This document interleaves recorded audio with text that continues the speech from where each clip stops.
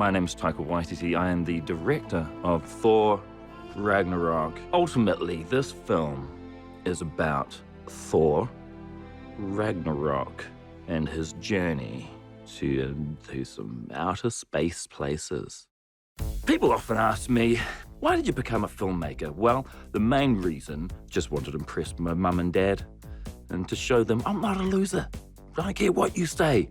I can achieve some dreams, not my own dreams, but other people's dreams. I can get close to being J.J. Abrams. I know you wanted him as a son. Well, you got me. I'm sorry I'm not J.J. Abrams. They say, Taika, we wish we called you J.J. Abrams. Would have been so much cooler. You'd have done Star Wars. Well, it didn't. All right, Mum and Dad, I didn't. You're stuck with me. Okay, now, down to the nitty-gritty. Why did I make this film? For kudos and followers on Twitter. What I really wanted to do with Thor was capture the essence of Peter Pan with a little bit of Terminator 2, a dash of Independence Day, a smidgen of On Golden Pond, with that kind of tone of beaches mixed in with My Fair Lady.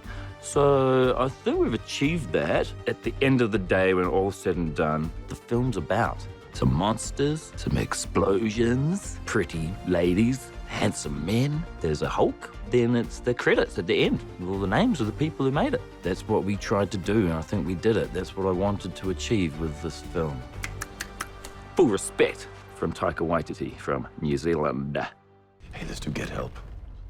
No. Come on, you love it. I hate it. It's great, it works every time. It's humiliating. Do you have a better plan? No. We're doing it. We are not doing Get Help. Chris and I have been on this journey together for 7 years, and it's very different to any relationship I've ever had with any other actor. God of Thunder. We know each other so well, and I think in a way that enhances everything about that relationship. We have a shorthand, and he makes me laugh. It's just been this magical thing that occurred, this kind of really risky idea of bringing this whole world to life. And I think with Thor, you had Hemsworth in front, and there was this very kind of little sci-fi version of a Marvel picture.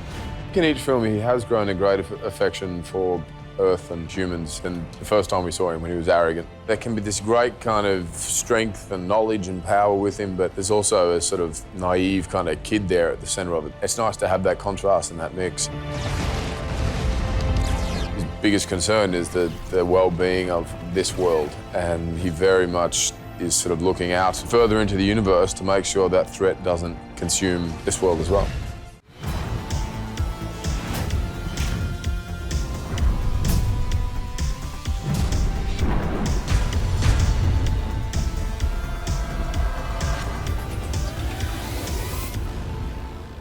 Today we were working on kicks and technique and these things, sort of tricks and spins and stuff.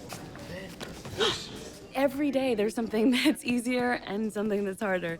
I just tell myself a little affirmation. You can do this, it's just a little wind. We wanted to find a style that feels different than the way that you see most women fighting in film in general. I would say that she fights like a boy, except that diminishes the fact that she just fights like a really, really strong woman. Tess has thrown herself at this in the most extraordinary way. Just incredible commitment to the physicality of the part. The minute she opened the door, I went, wow, this one's got a history. Tessa was so compelling and powerful and mysterious. Cut. We talk so much in Hollywood about representation of women, and we need really strong stand-up parts for women, but we also need women that are in conflict and are not so great. Go!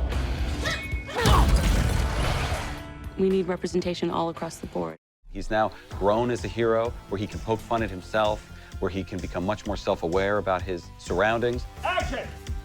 We see a Thor who's been steeped in the world of Tony Stark. He's picked up sarcastic rhythms. He's got a sense of humor. Banner's powerful and useful, too. Is he, though?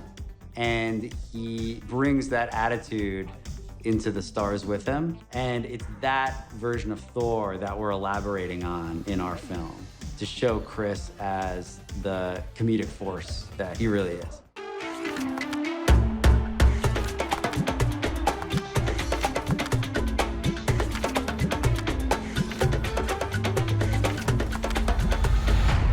Korg is played by Taika Waititi, who's an incredible actor.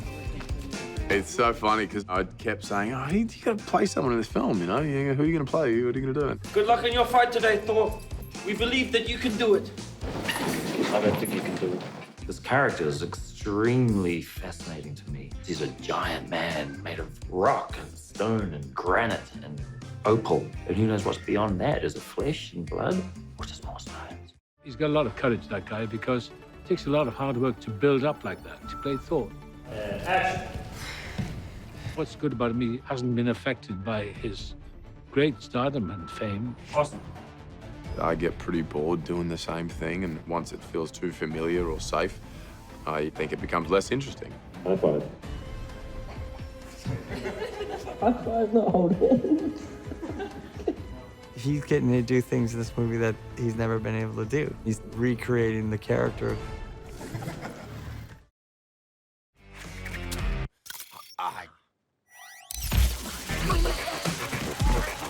When Marvel approached me, they said, we want to really change up the franchise. We want to take Thor in a new direction. We want to have an adventure and make it funny. I will tower over the mountains and bury my sword deep in Asgard. Hang on.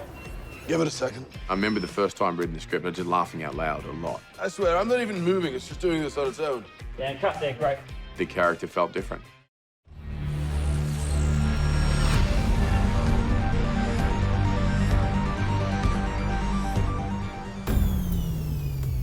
SAKAAR is ruled by the Grand Master, played by Jeff Goldblum, and he's insane and colorful and hilarious. I pardon you from life.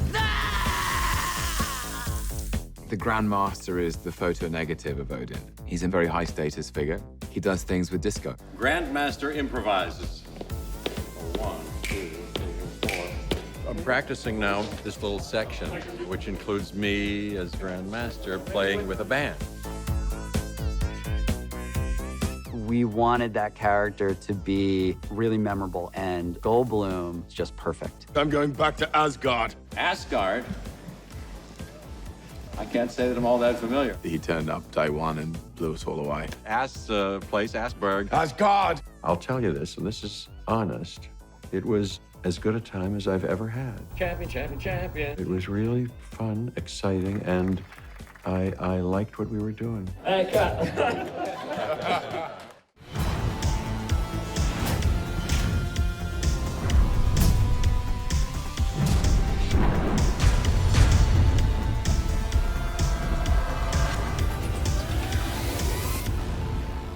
To have this villainess be introduced in such a strong way is really exciting.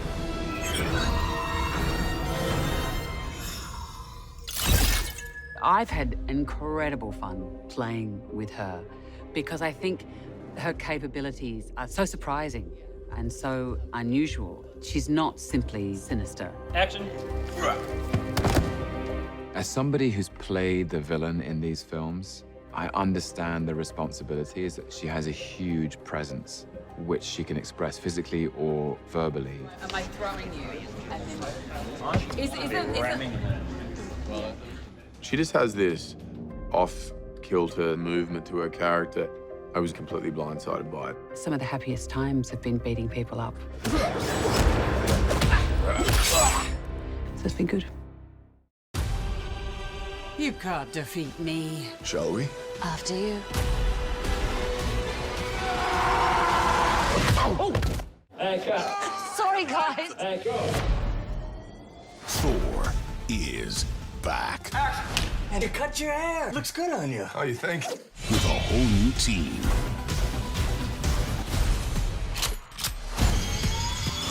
I want to get a closer look at this. Fused with intergalactic extras that'll blow your mind. Wow. Hey, man. My name is Korg. Who's this guy again? Deleted scenes. Gag reel. And an exclusive short, Team Daryl. Hello. The Grandmaster was the only one who answered my Craigslist ad. 1, 2, 3, 4. The most fun you'll ever have at a Marvel movie. Yes! Marvel's Thor Ragnarok.